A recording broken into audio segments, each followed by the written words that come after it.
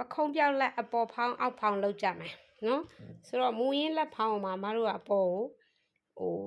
တစ်ခွဲတစ်6လောက်တက်လိုက်တယ်ပေါ့နော်မူရင်းလက်ဖောင်းအလဲကနေခွဲလိုက်တယ်ခွဲပြီးတော့အပေါ်မှာ2လက်မချလိုက်တယ်စက်ကူတစားအစားထပ်ထည့်တာပေါ့နော်အောက်မှာ3လက်မချလိုက်တယ်ဒါပေမဲ့ဒီမှာ2လက်မပုံသေးမဟုတ်ဘူး3လက်မပုံသေးမဟုတ်နော်ကိုအတော့များများလိုချင်လောက်နောက်ပြီးသူ့ရဲ့ပုံစံလေးကဒီအပေါ်လေးမှာအမ1လက်မလောက်ဖောင်းနေပြီးတော့ဒီပေါ့နော်တို့ပခုံးပြောက်လက်တက်တယ်ဆိုဂျိုင်းတဝက်တက်ရတာကိုအဲ့နားလောက်မှာနည်းနည်းပြန်လျှောပြီး၄စိတ်လောက်ချုပ်စာပြန်ယူလိုက်တယ်ဒီဘက်ချမ်းမှာလည်းဒီလိုမျိုးပဲနော်၄စိတ်လောက်ချုပ်စာလေးပြန်လျှောပြီးယူလိုက်တယ်ဒီဂျိုင်းနဲ့ဒီဂျိုင်းကိုသူ့ရဲ့ပတ်တက်မှာတစ်ခါတည်းတိုင်းတာအဲဆိုအမတို့တစ်ခါတည်းချိန်လို့ရပါတော့သူ့ရဲ့ဒီကိုယ်ရဲ့ဂျိုင်းဥပမာဒီမှာဆိုလို့ရှိရင်ဒါနောက်ချမ်းရဲ့ဂျိုင်းဒါဆိုနောက်ချမ်းနော်ဒီမှာနောက်ချမ်းနဲ့နောက်ချမ်းဂျိုင်းဆိုရင်အမတစ်ခါတည်းဒီလိုလေး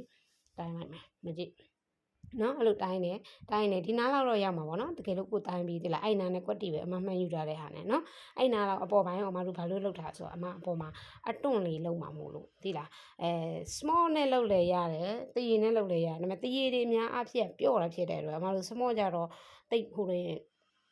ုလေးမဖြစ်ဘူးเนาะတွဲကြတယ်အဲ့ဆိုတော့မတို့ကဒီခလေးပေါင်းပြီးဒီမှာတက်တဲ့တေချိုးအပြားလောက်တော့သုံးရမယ်အဲ့ပြားကိုလည်းမတို့တင်းတင်းလေးဆွဲနိုင်မြန်ဆွဲရမယ်အဲ့တော့ဒီဘက်အကျင်နဲ့ဒီဘက်အကျင်အထိကိုချုပ်ပြီးရှစ်လက်မလောက်ပဲကျန်ရမယ်အဲ့ဒါနဲ့တယောက်နဲ့တယောက်တော့မတူဘူးဒီမှာနောက်ချက်မှာ3.6ကျန်မယ်เนาะပြီးလို့ရှိရင်ဒီရှေ့ချမ်းမှာရှေ့ချမ်းလေးမှာကျတော့4လက်မကျန်တယ်ဆိုတော့9လက်မနဲ့6စိတ်ကျန်ရမယ်တွန့်ပြီးသွားရင်နော်အဲ့တော့မတို့ကဒါပေမဲ့တေချိုးကတော့အဲ့တက်နည်းနည်းတို့လို့ရတယ်ဥပမာ9လက်မ6စိတ်ဆိုရင်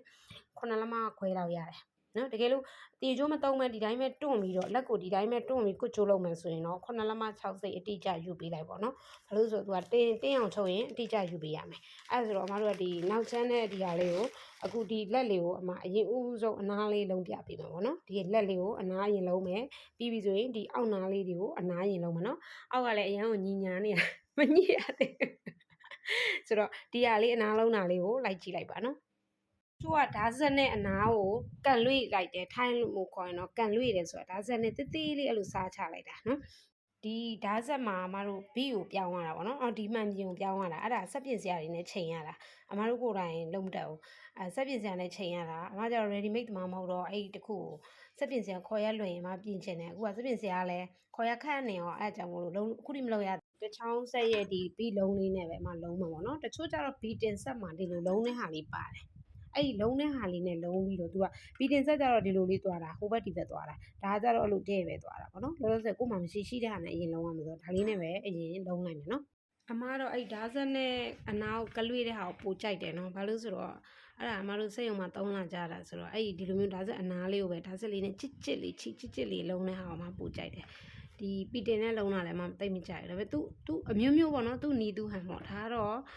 ့လောလောဆယ်ကိုအစင်မပြေတော့လေပြေတဲ့ဟာနဲ့လုံးရတာပေါ့နော်ဒါပေမဲ့ဒါလေးကလည်းတေးသေးချစ်လေးပါပဲလုံးပြီးပေါ့နော်ချီနေနဲ့ကျင်းနေတယ်ချီစိတ်ရချီရန်ကျင်းမလားနေတော့ပဲကောင်းတယ်နော်ဒါလေးလုံးတဲ့အခါမှာလည်းတညီတညာလေးဖြစ်အောင်ဒီဝင်သွားတဲ့ပိတ်စာကိုကိုကသတိထားပြီနော်အရင်အများကြီးဝင်လဲခောက်သွားတာလို့ဘာလို့ဖြစ်မှာနော်ဆိုတော့အဲ့ဒါလေးကိုတတိလေးထားပြီးဒီဝင်တဲ့အစတွေ့လားအဲ့အစအဝင်အနည်းများပေါ်မှာမဟုတ်သေးတယ်အဲ့တော့ဒီဟာလေးကိုဒီအောက်နားလေးတွေနှစ်ဖက်ရင်လုံးလိုက်ပြီးပြီဆိုရင်ဒီအခုံးလေးလုံးတာလောက်ပြပါမယ်နော်ဒီလက်ရဲ့ဒီအခုံးလေးလုံးတာအခုံးလေးလုံးတာလည်းအဆုံးထိလုံးစရာမလိုဘူးမတို့ဒီနားလောက်လေးအထိပဲပေါ့နော်ပို့ပြီးလုံးထားလိုက်ရပြီလက်ရဲ့ဒီအောက်နာကိုလုံးပြီးပြီဆိုရင်လက်ရဲ့ဒီအပေါ်ကိုလုံးမှာပေါ့နော်ပေါ်လုံးတဲ့ခါမှာတော့ဒီဂျိုင်းကိုလုံးစရာမလိုဒီအခုရှော့ဆင်းလာတဲ့နေရာနေပြီးတော့နည်းနည်းဟိုခုနတိုင်းထားတဲ့အကွာဝေးကိုနည်းနည်းကြော်ပြီးလုံးလိုက်ရင်ရပြီပေါ့နော်ဆိုတော့အဲ့ဒါကိုအမှနောက်တစ်ခေါက်ပြန်တိုင်းပြမယ်နော်ဆိုတော့ဒါမှဒီဘက်ကနောက်ချမ်းပေါ့နော်နောက်ချမ်းဘက်ကိုတစ်ချက်အဲ့လိုလေးတိုင်းမယ်ချွီမပေါ်လေးပါစင်ကျမတက်တက်ကြည့်တာကြက်မပြည့်သေးတယ်အဲ့တော့ဒီမှာဆိုလို့ရှိရင်မနော်ဒီပတန်ဆုံးတဲ့နေရာလေးမှာခဲလေးမှန်နော်အပေါ်ချုပ်စာကိုမှတ်စရာမလိုဒါနောက်ချမ်းပြီးပြီဆိုရင်ဒီရှေ့ချမ်းဘက်ကကြတော့ရှေ့ချမ်းရဲ့ဒီအချမ်းကိုယူလာခဲ့နော်ရှေ့ချမ်းအချမ်းကိုယူလာပြီးရင်အဲ့လိုမျိုးဂျိုင်းလေးကိုတိုင်းရမယ်နော်ဒီဂျိုင်းကိုမဆွဲရအောင်နော်အလိုက်ထိုက်လေးပဲဒီဘက်မှာရှေ့ချမ်းမှာじゃဒီလိုလုံးပြီးသားဖြစ်တဲ့အတွက်သူစုံတဲ့နေရာကိုပဲယူလိုက်ပေါ့နော်အဲ့လေလက်လေးနဲ့ဆန်းကြည့်လိုက်အောက်မှာထစ်လေးရှိတယ်နော်အဲ့လိုမျိုးလေးယူလိုက်ယူပြီးပြီဆိုလို့ရှိရင်ဒီလက်နှစ်ဖက်ကိုပြန်ပြီးပူးမယ်နော် လက်နှစ်ဖက်ကိုပြန်ပူးပြီးတော့ဒီကူးထားတဲ့အဲ့ဒီ point လေးတွေကိုပေါ့နော်ဒီအောက်နောက်ထပ်မကူးရသေးတဲ့လက်တစ်ဖက်မှာပြန်ပြီးတော့ဒီလိုလေးကူးပေးလိုက်ပါနော်ပြီးဒီဘက် channel ဒီလိုပဲကူးပေးလိုက်အဲ့ဆိုမတို့ရေအနားလုံးရမယ့် point ကိုတွေ့ပါရေနော်အဲ့တော့အနားလုံးတဲ့အခါမှာလည်းဒီအခုဒီ point ကိုဒီလိုကြော်လာလိုက်နော်ကြော်လာပြီးတော့လုံးဝမယ်ဒီမှာဆိုလဲဒီဘက်အခုအမှတ်လိုက်တဲ့ point ကိုကြော်လာခဲ့တလက်မလောက်ကြော်လာခဲ့ဒီဘက်လည်းအဲ့လိုပဲတလက်မလောက်ကြော်လာခဲ့အဲ့ဒါလေးကိုလုံးပြပေးမှာဖြစ်ပါတယ် let's go ဒီဗီဒီယိုမှာဆိုတော့ဒီမှာထည့်လိုက်ပေါ့နော်အခုဒါလေးကိုကြော်မယ်ဆိုတော့ဒီနားလောက်ပေါ့နော်အဲ့လိုမျိုးလေးဒါပေမဲ့ဒီခဲမှတ်ကိုပျောက်သွားလို့မရတဲ့အတွက်အဲ့ခဲမှတ်ကိုမှရှည်ရှည်လေးလို့လေးမှတ်ထားတာနော်အဲ့ခဲမှတ်ပျောက်သွားရင်အမတို့ကနောက်လက်ပြန်တက်တဲ့ခါလိုက်ရှာနေအောင်မနော်တစ်ခါပြန်တိုင်းနေအောင်အဲ့တော့ဒီလိုလေးနော်အဲ့လိုလေးနည်းနည်းလေးထိမ့်ပြီးတော့လုံးရမယ်ဘာဖြစ်လို့လဲဆိုတော့သူကအဝိုက်ဖြစ်နေတဲ့အတွက်လုံးရခတ်တယ်နည်းနည်းနော်ထိမ့်ပြီးလုံးရမှာသူကဟိုအပြားလဲကြီးတယ်နော်မကြည့်အပြားကြီးလေးကြီးသွားတာဝိုင်းဝါလို့လားအပြားတော်တော်ကြီးနေတယ်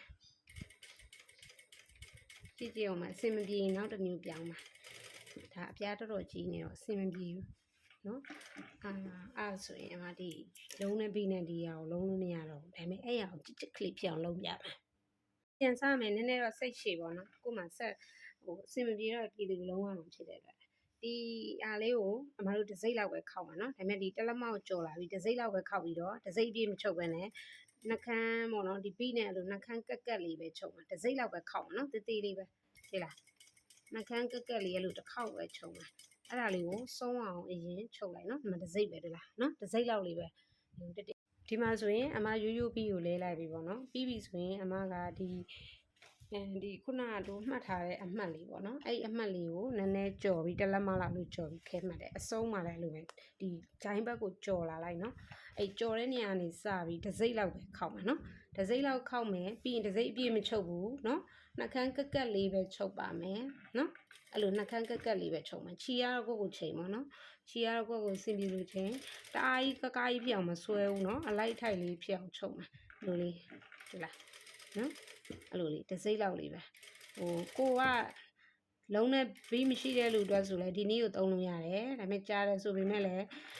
ဆက်ချုပ်တယ်ဆိုတာကတော့တို့တွေကဗာလဲမဖြစ်ဖြစ်အောင်ချုပ်ရတဲ့နည်းဆိုတော့နော်မဖြစ်ဖြစ်အောင်လေးအဲ့လိုမျိုးလေးကိုအဆုံးထိတေချာချုပ်ပါနော်ဒီမှာဒီလိုလွတ်သွားရင်မလှဘူးဒီလားနော်အဲ့ဆိုအစ်စ်ပြန်ခောက်အဲ့လိုမျိုးပုံစံလေးနော်အဲ့လိုပုံစံလေးကိုကက်ကက်တီးလေးဒီကြောင်အရင်အဆုံးထိချုပ်ဆုံးပြီးသွားပြီဆိုရင်နောက်တစ်ဆင့်ထပ်ပြပေးပါမယ်နော်အဲ့တော့အဆုံးထိအဲ့လိုလေးအရင်ချုပ်ဒီမှာဆိုရင်အမဒီနှခမ်းကက်ကက်လေးလုံးပြီးသွားပြီပေါ့နော်အဲ့ဆိုဒီကိုယ်ကြတော့ဘာလို့ရိုးရိုးပြီးနေလုံးရတာလဲဒီအောက်ကြတော့ဘာလို့လုံးနေပြီးနေကြတာဆိုဒီကောင်ကအဖျောက်ပေါ့နော်သူကကြအဲ့လိုခုတ်ခုတ်ရင်းဖြစ်တော့ပိတ်ကြော်မတူတော့ပြီးရ